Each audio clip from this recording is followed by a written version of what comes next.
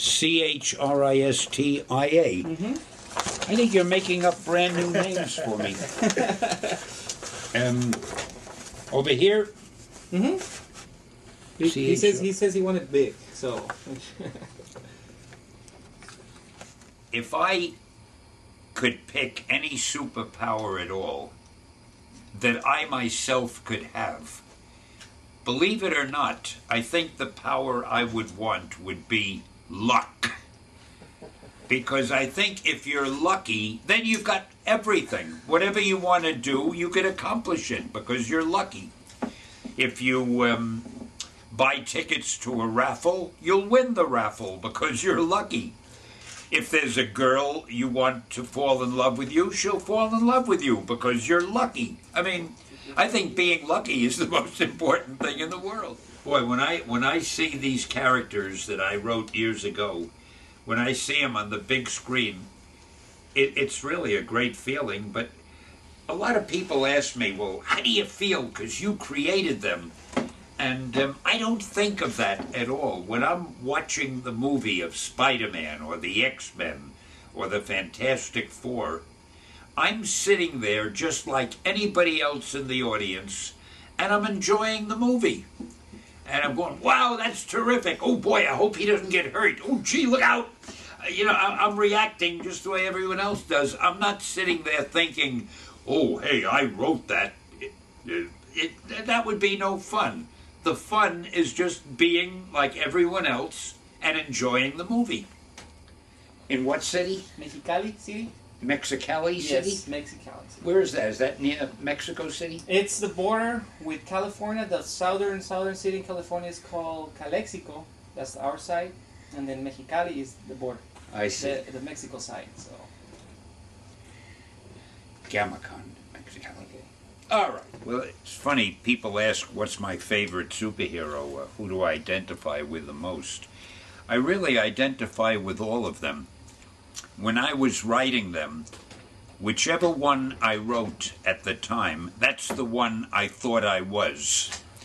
When I wrote Spider-Man, I felt like I was Spider-Man. And when I wrote the Hulk, I felt like I was the Hulk. And when I wrote Doctor Strange, I felt like I was a magician.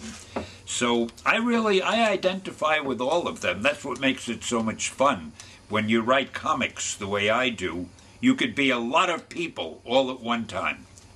I got into the business by accident. I was about 17 years old, and there was a job open in a publishing company, and I didn't even know that they published comics. I thought they published regular magazines.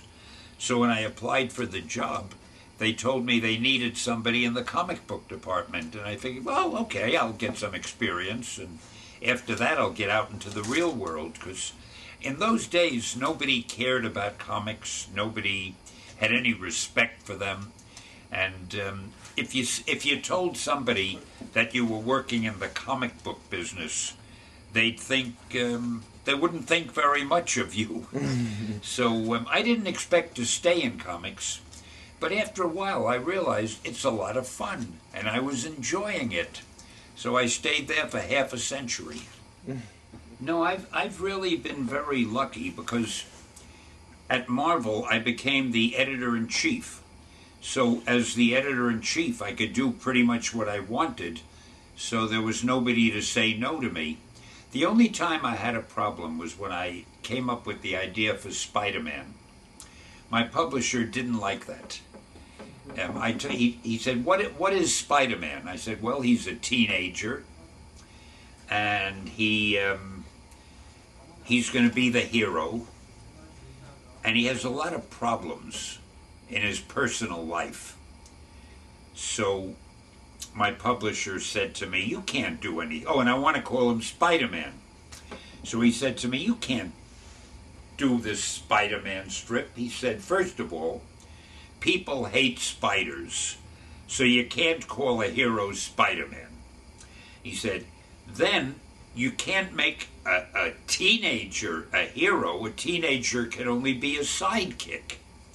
And then he said, and you tell me you want him to have problems? He said, don't you know what a superhero is? They don't have problems. So he didn't like the idea at all. And I had to wait till he wasn't looking, and I sneaked it into a book that he didn't know about. But I put it on the cover, and the book sold. Oh man, it sold out. It was one of our biggest sellers. So when he got the sales figures, he came into me and he said, "Hey Stan, you remember that idea of yours, Spider-Man, that we both liked so much? Why don't you do a series?" And that's how it got started. Yeah. Yeah. What are your grandchildren favorite characters, favorite superheroes? If my children were superheroes? No. Do you have grandchildren? No. I have a daughter, but she didn't get married. Oh, what's her favorite? Believe it or not, my daughter doesn't read comics. Isn't that funny? My wife doesn't read comics. I'm the only person in my family that reads comics. In fact, I don't even have time to read them that much. I spend most of my time writing them. Alejandro, I want you to know I wrote Spider-Man just for you, and I'm glad you liked it. Okay? All right. As far as celebrities go, I remember years ago, you remember Federico Fellini? Of course. Fellini?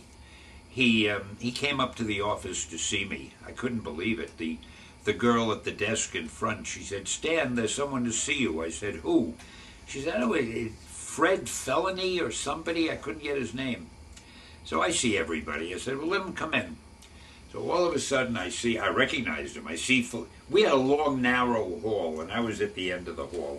And I see Fellini walking toward me, and he's followed by 5 other people that he was with, and they were walking in descending order of height. He was the tallest. The next guy was a little shorter, it was very funny. And he was the only one who had it was wintertime, they all had coats on. But he had his coat over his shoulders, you know. I don't think any Italian director would ever put his hands through his sleeves. They always have it over their shoulders. Yeah. Anyway, he came in, and apparently he was a fan. He wanted to talk to me about the comics and what I had done. And I wanted to talk to him about his movies, you know. Movies. So it was really great. I will never forget the time he came. ¿Se escuchan bien ahí? Muñequita linda, de cabellos oro, de dientes de perlas, labios de rubí. I had a Spanish girlfriend once, she taught me that. See, right now, I'm not really just doing comics. I formed a new company called POW Entertainment, P-O-W, exclamation point. And POW, of course, stands for Purveyors of Wonder. And we're doing movies, we're doing television shows, we're doing animated cartoons, we're even working with some Japanese companies, and we're doing manga books. So it's a lot of fun, but it isn't just comics. It's everything else also. It's everything that has to be with animation. Oh yeah, animation. In fact, you know Paris Hilton? Yeah. Well, we're doing an animated series with her. It's going to be very funny. It's going to be called Super Chick. And you know Ringo Starr? Yeah. We're doing an animated project with him. We're going to make him a superhero. And for example, right now you're saying that with Paris Hilton, why work with her, with Paris Hilton? I met her and we thought it would be a good idea. Really? And whatever seems like a good idea, I like to do. I come to the office here and I write ideas for movies and television shows, and I read things that other people send me to see if any of them are any good, and I keep very busy. I answer fan mail, I go to meetings. A lot of the work you do out here is meetings. I go to Disney, I go to the network, you know. I go to different networks, different studios. I meet with writers, with directors, with actors. So I keep very busy. ¿Qué más me falta? Raúl y Ramiro.